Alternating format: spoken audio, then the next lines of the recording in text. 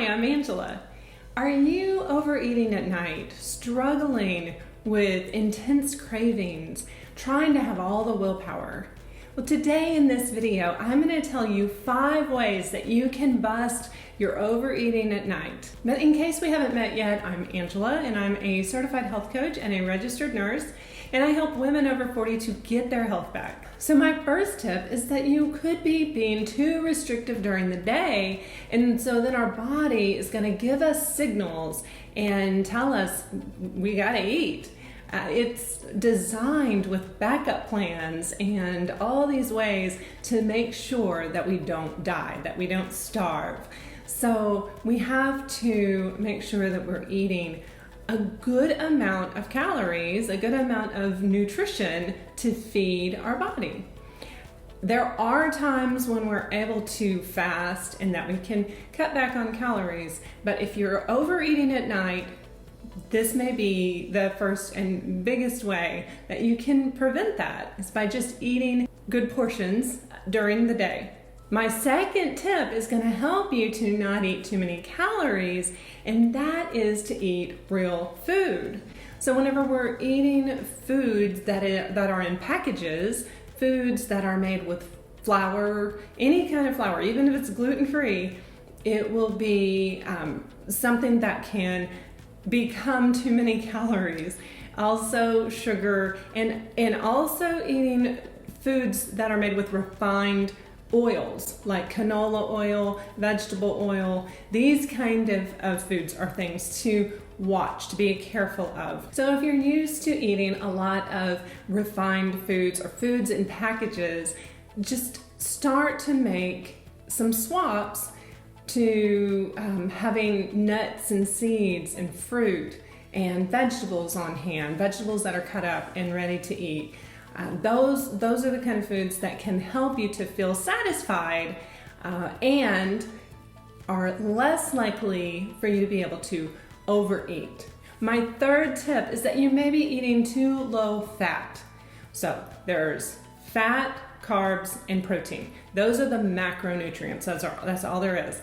And whenever we eat too low of fat, whenever we really restrict fat calories, then we're going to compensate by eating more carbs. We're going to be eating more carbs or more protein.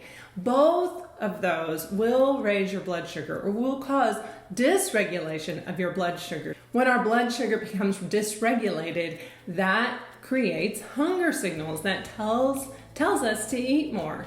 Whenever our blood sugar is going up and down too much and we're not having a more steady curve, a more steady rhythm, whenever there's spikes and troughs, that's what causes us to have more of those hunger signals. So eating healthy fats, eating avocado, using avocado oil, olive oil, having olives, eating nuts and seeds. These kind of foods are healthy fats, and they will help you to feel satisfied and will also help your blood sugar to be more regulated whenever you're eating better fats, eating good fats, and less of the carbs. And number 4 is stress. Stress will definitely create the atmosphere in your hormones and neurotransmitters to make you feel hungry. So that's another thing to look at. We can kind of touch on that with our 5th tip, but looking at what might be stressing you out, may you be stressed, and what can you do about it. And my 5th tip is that the craving is coming from your thoughts. You're having a thought that makes you feel like you must have this food and overeat this food at the end of the day. So it more than likely is a combination of one of the first 4 and this thought. And that thought can be coming from something like, I've had a bad day, I deserve this, maybe why bother? Why am I even trying? It never works, I'm never gonna get this, I'm never gonna stop, I'm addicted to sugar or whatever it is. These kind of thoughts are self-defeating. They make us feel that we have to have that thing. It creates the craving, And we do get some relief whenever we have the overeat, whenever we eat the sugar or the salt, whatever we're craving, you get that dopamine hit. But it's short term. And then later that evening, the next day, you're going to be angry at yourself. You're going to be hating yourself again. If you're anything like me, you're going to be really upset with yourself, and it's going to maybe create a vicious cycle that creates that want to overeat again. But that's short term. It's a short-lived relief, and then you're going to feel guilty, and you're going to feel overfull, and you're going to be mad at yourself.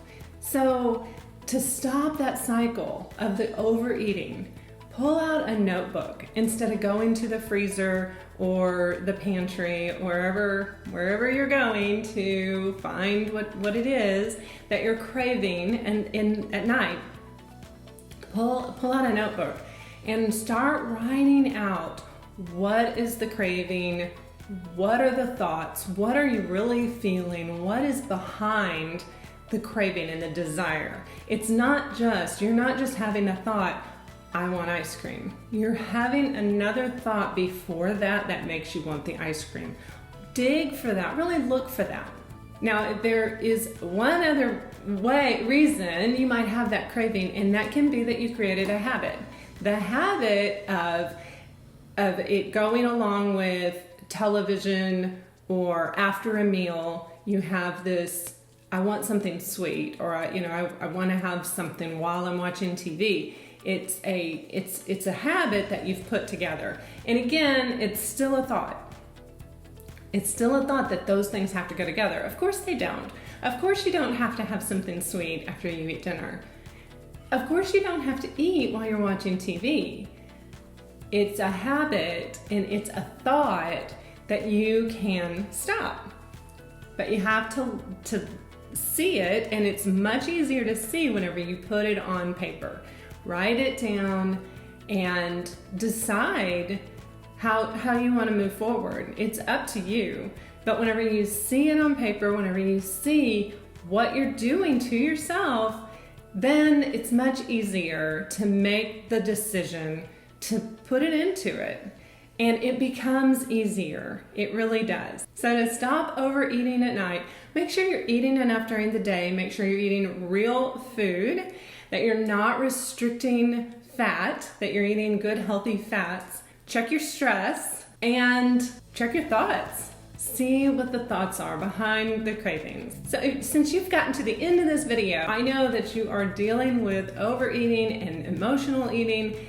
Go to my website where you can download my End Emotional Eating checklist and system, and that will help you to go through these steps, especially with the thoughts, getting underneath those thoughts, and some other tools that will help you to end the cycle. And also be sure to subscribe to my channel, because this is something that we definitely continue to work on. If you're a woman over 40 who wants to get her health back, make sure that you subscribe, hit the bell for notifications, and I'll see you again next time. Bye for now.